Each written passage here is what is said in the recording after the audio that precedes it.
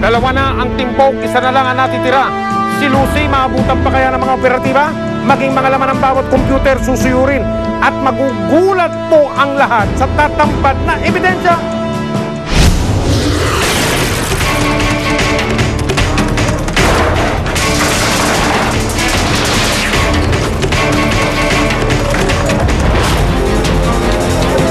Sa bahay ng ikatatlong target na si Lucy, nabigla ang lahat sa aming pagdating.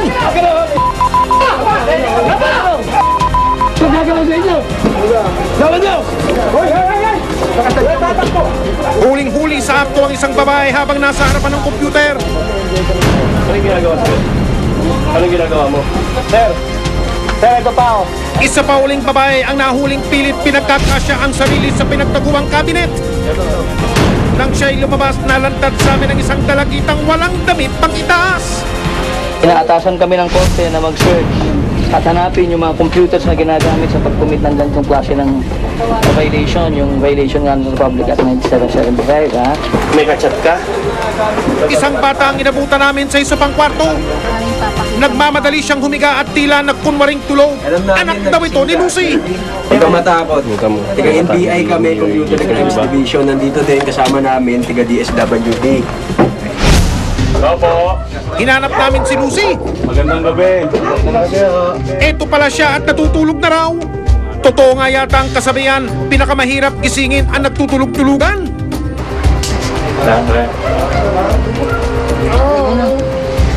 Magandang gabi po. Pasensya na po kayo sa abala, no? Opo. Meron ho kasing kaming search warrant doon sa lugar nyo, doon sa kabila. Lasing po ako. Di ba okay lang po? Okay lang naman. Nangatwiran pa siya kung bakit siya napunta sa ganitong klaseng gawain. Magkano naman ang kinikita ng mga bata? Magkano naman ang napupunta sa inyo? Pero So $1 half lang kami. Wala naman bata, sila lang naman eh. Wala naman akong bata eh. Pero wala kayong pwedeng ikatwiran o idahilan para lapastanganin ang mga batang walang muwang. Initan lang naman dito kaya pinag-initan ako eh. Lahat ng may computer nagsa-cyber. Ituturo ko, hindi sa nakainom ako, may ano lang o problema kaya nakainom ako ngayon. Inumpis ka ng NBI ang lahat ng nakuwang ebidensya sa tatlong bahay. Ito na yung broadband na ginagamit nila. Okay. Dito sila nagko-connect para magkaroon ng internet service. Ang mga naresto, umpisa nang tatahakin ang daan papunta sa kanilang dapat panagutan. Ang mga nasagip na bata naman, humakbang na patungo sa kanilang kalayaan.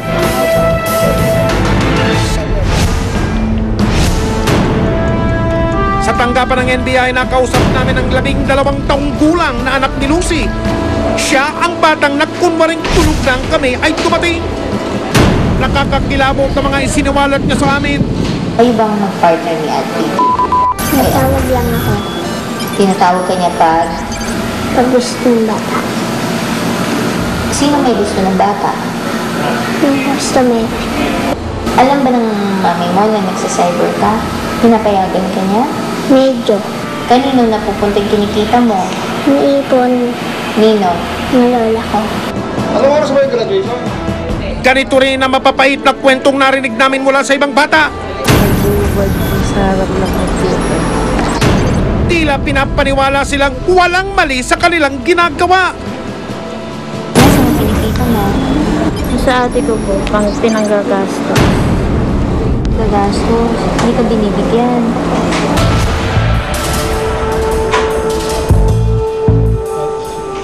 Ayon sa NBI, dolyar ang ibinabayad ng banyagang kliyente para makapasok sa isang porn site sa internet. Kumikita raw ng hanggang 250 piso kada minuto ang isang cyber sex operator sa ibang bansa. 50 pesos naman kada minuto, 4 hanggang 10 milyong piso kada buwan ang kinikita ng isang operator sa Pilipinas. 12 hanggang 25 piso naman kada minuto ang di umano'y sweldo ng isang tinuguriang cyber kid.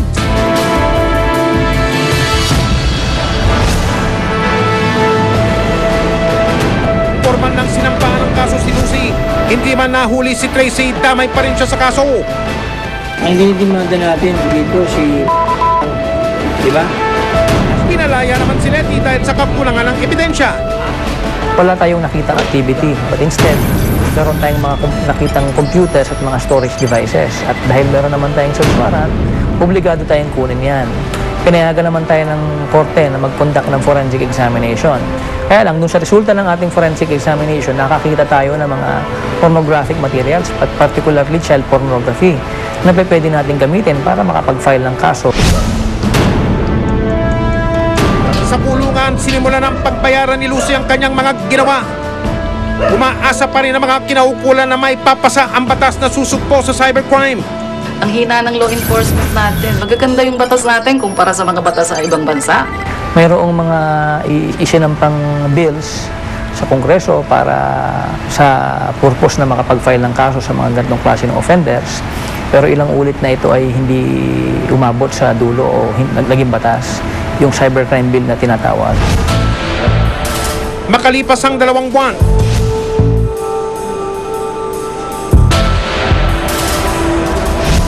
pinahintulutan na ng husgado na ang mga nakumpiskang computer ay isailalim sa forensic examination o ang pagsusuri ng nilalaman nito. Kahit pa ang mga nabura ng dokumento, larawan o video, mabibisto.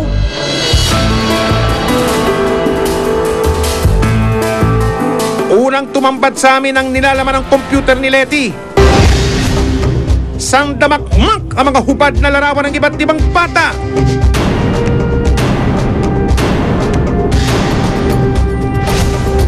Pero ang talagang nagpatindig sa aming balahibo ay larawan ng hubad na batang lalaki at 2 batang babae na sa tansya namin ay 7 hanggang 12 taong gulang pa lang sila. Base sa kanilang posisyon sa larawan, mukha silang nagtatalik.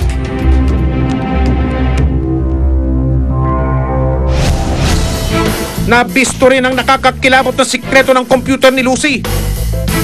Umaapaw doon ang mga larawan na maseselang tagpong kinatatampukan ng mga batang tila walang muwang. Nahalukay din mula sa bungkos ng mga larawan ang isang kilalang muka. Si Lucy sumasalang din pala sa harap ng web camera. Noong Hunyo, nakatanggap ng sulat ng NBI mula sa Federal Bureau of Investigation o FBI ng Estados Unidos. Minahuli silang customer doon sa Amerika. At nung chinek-check nga dito, according to Agent Panon Malyari, lumabas dun sa ISP check ng FBI itong si Patunay raw ito na kasali talaga si Lucy sa illegal na gawain. Base sa talaan ng DSWD, tumataas ang bilang ng mga batang nasasagip nila mula sa cyber pornography. Kinamusta namin ang kalagayan ng mga nasagip na bata. Ayon sa DSWD, mabigat ang kanilang pinagdaraanan. Kamusta na po yung mga batang nasagip? Inaalagaan sila at binibigyan ng ating tinatawag na psychosocial intervention. Ang una yung lito. Kasi ang predominant na mangyayari sa isang katulad nila na mismo ang mga magulang ay bahagi ng pagdala sa kanila, no? Or mga pinagkakatiwalaan nilang tao na dinala sila sa ganung sitwasyon. Tutulungan silang mawasto ang pag-iisip kaugnay dun sa karanasan. Pag sinabing wasto, nakabata yan sa pagkilala sa dignidad nila, sa kanilang pagkatao, ang pagprotekta ng karapatan nila at kapakanan nila. Doon may pagkakataon na silang maranasan kung paano maging isang bata.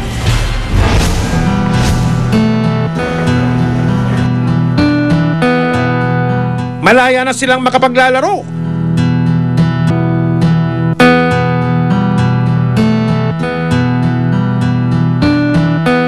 At naway ligtas na sila sa mga mapagsamantala. Mga kapuso, hindi po madaling gawin ang ganitong uri ng investigasyon. Mabuti na lang po't nandiyan kayo, taantabay, kasama, kapuso sa aming 10 taon. Malaki pong pasasalamat namin sa inyong patuloy na pagtangkilik at pagtitiwala. 10 taon na po tayong sama-samang nagbubulga sa mga anomalya, sama-samang nagtatanggol sa mga naapi, at sama-sama pa rin tayong aaksyon sa mga susunod na taon. Dahil ang mga abusado at ang mga manloloko, hindi natin tatantanan. Hanggang sa muli, ako po ang inyong kapuso Mike Enriquez at ito ang investigador, isang dekada na